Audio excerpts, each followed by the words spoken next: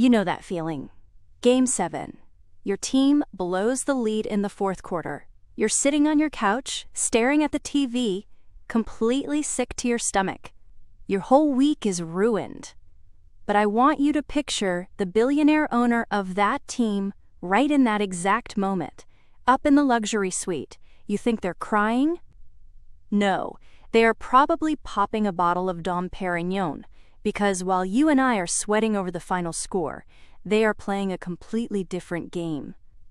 Listen to me closely. Professional sports are not about sports. The game on the field, that's just a shiny distraction. Underneath it all is a bulletproof, completely rigged financial machine. It is the greatest legal heist in modern history. Today, I'm going to show you the exact financial cheat codes these billionaires use to make sure that even if their team finishes dead last, they still walk away with a mountain of cash. So, how do they do it? Let's start with the craziest magic trick in accounting, the paper loss. If you or I start a business and we lose $1 million, we're broke. We're moving back in with our parents. But when billionaires buy a sports team, they use a massive tax loophole called the roster depreciation allowance. Let's say you buy a delivery truck for your business. The government lets you write off the wear and tear of that truck on your taxes, right? Because it gets old and breaks down. Well, decades ago, sports owners convinced the IRS that human athletes wear down just like trucks. I am dead serious. They get to write off superstar athletes on their taxes, like a used 2008 Honda Civic. So you have a team that is printing hundreds of millions of dollars in cash. But because they are depreciating their players, they tell the IRS, "Oh man, we actually lost $50 million this year." And the IRS says, "Wow, sorry to hear that. Your tax bill is zero." It gets crazier. Have you ever borrowed money from your left pocket, put it in your right pocket, and then charged yourself interest? No, because that's insane. But owners do this all the time. The owner will use a company they own to loan money to the sports team they own at a sky-high interest rate. The team pays millions in interest right back to the owner. It makes the team look completely broke on paper. Why? So when it's time to negotiate with the players or ask the fans to pay higher ticket prices, the owner can open up their books, point at the red ink, and say, "Guys, we are bleeding cash. We're dying here." It is completely fake. But let's step outside the stadium for a second. Because honestly, calling these guys sports owners is an insult to what they actually do. They are real estate tycoons. The stadium is basically a Trojan horse. Owners figured out that selling $15 beers for 3 hours on a Sunday is chump change. The real money is building a mini city around the stadium, bars. Luxury condos. Hotels. They use the team as bait to draw 80,000 people to their real estate district 365 days a year. And the most hilarious part about this, you paid for the stadium. They go to the mayor, they threaten to move the team to Vegas or Nashville, and they demand $1 billion in taxpayer money to build a new arena. The politicians cave. We foot the bill. But the billionaire owner keeps 100% of the profits from the restaurants, the parking, and the apartments around it. We take the risk, they take the reward. Now, if you're a normal business owner, you still have to worry about competition, right?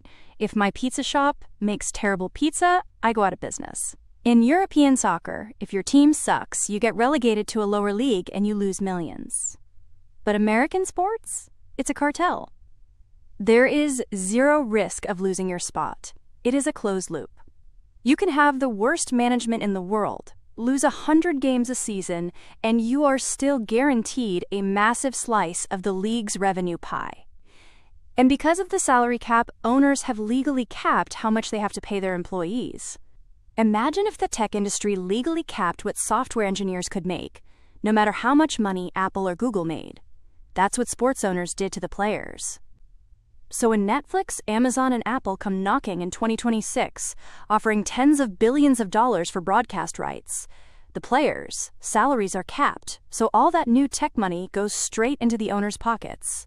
Before a single ticket is even sold for the season, your team is completely profitable just by turning on the TV cameras.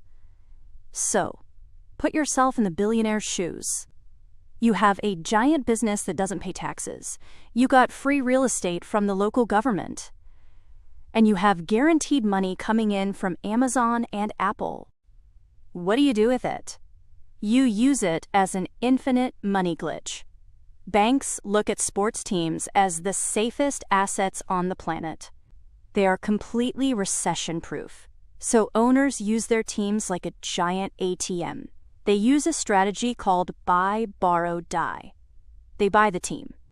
As the team's value skyrockets, they go to the bank and borrow hundreds of millions of dollars in cash using the team as collateral. And guess what? Loan money isn't taxed as income. So they take this tax-free cash, buy yachts, buy other companies, live like kings, and never pay capital gains tax. When they die, they pass the team to their kids through a trust, avoiding massive estate taxes. The team just sits there, acting as an untouchable golden goose. Even if the owner is historically awful, even if the fans are flying banners over the stadium begging them to sell, it doesn't matter.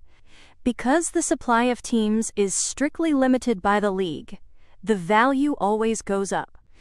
A guy can buy a team for $500 million, run it straight into the ground for 15 years, never win a championship, and turn around and sell it for $4 billion.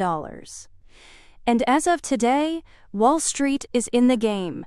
Private equity firms and sovereign wealth funds are legally allowed to buy into these teams now. They are backing up Brinks trucks full of permanent cash to make sure these franchise valuations never, ever drop. Look, I love sports. We all do. We buy the jerseys, we paint our faces, we scream until our voices are gone. We treat it like a religion. But the next time your team breaks your heart, just look up at the luxury suites. Because to them, it's not a game, it's just math. Pro sports is the most sophisticated, tax-sheltered wealth engine ever created. In this casino, the house always wins. And the only guaranteed losers are the ones paying for the tickets.